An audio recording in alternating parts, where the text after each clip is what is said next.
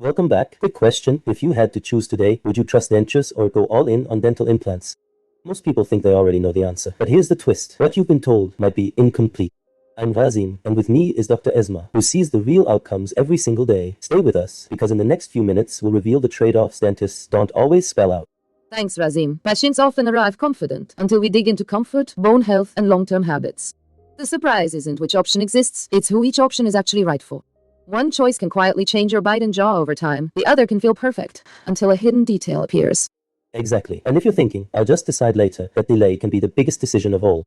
Let's break the myths and the truths, starting now. Let's make this real. You wake up, take a sip of coffee, and something feels off. Maybe it's a slight wobble, maybe food doesn't feel the same, or maybe you're smiling less without even noticing. Dr. Esma, these are the moments people brush off, right? All the time, Rasim, people adapt quietly. They chew on one side, avoid certain foods, or laugh with a hand over their mouth. With dentures, small compromises can slowly become daily habits.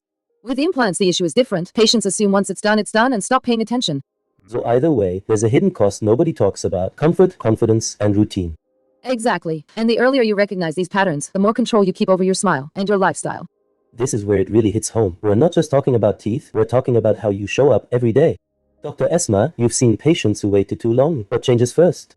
Posture of the face, Rasim. The jawbone reacts to what it's given. Without proper stimulation, it slowly reshapes. I've had patients say, I look tired without realizing their bite is part of it. Others with implants feel stable chewing, but ignore hygiene routines and invite silent problems. So the real issue isn't dentures or implants, it's awareness and follow-through. Exactly. The right choice supports your life only if you support it back. That's what truly protects your smile long term. Let me ground this with a quick story. Last month, a viewer messaged us saying, I chose dentures because it felt simple. 3 years later, they were back in the chair, surprised by how much had changed. Dr. Esma, this isn't rare, is it? Not at all, Rasim. Studies in everyday practice show that bone responds to pressure. Without it, changes add up quietly. I've also seen the opposite. Patients with implants who followed care instructions and kept strong function for many years. The difference wasn't luck, it was planning. So the headline isn't the solution, it's the strategy behind it. Exactly. When people understand the long game, their outcomes change dramatically.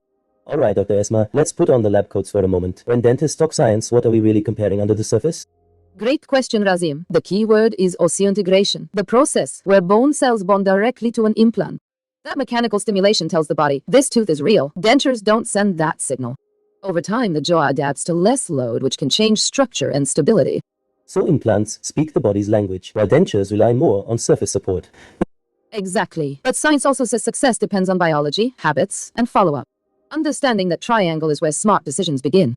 Alright, let's switch gears. If someone's watching right now and thinking, okay, what do I actually do next, Doctor Esma, walk us through it, step by step. First, get a full evaluation. Not just teeth, but bone, bite, and habits. Second, be honest about your lifestyle. Do you want something removable or fixed? Third, commit to maintenance. Every option works better when care is consistent. Finally, doing long-term reviews instead of one-time fixes. So it's less about choosing a product and more about choosing a process. Exactly, Rasim. When people follow these steps, confidence and comfort tend to follow naturally. Before anyone rushes to a decision, let's hit the brakes for a moment. Dr. Esma, what are the biggest don'ts people should keep in mind? First, don't choose based only on speed or convenience. Quick fixes often hide long-term compromises. Second, don't skip follow-ups. Whether it's dentures or implants, small issues grow when ignored. And third, don't compare yourself blindly to others. Your bone, bite, and health are unique. So the do's are just as important. Ask questions, plan ahead, and stay involved. Exactly, Rasim. Informed patients avoid regret, and that's always the real goal.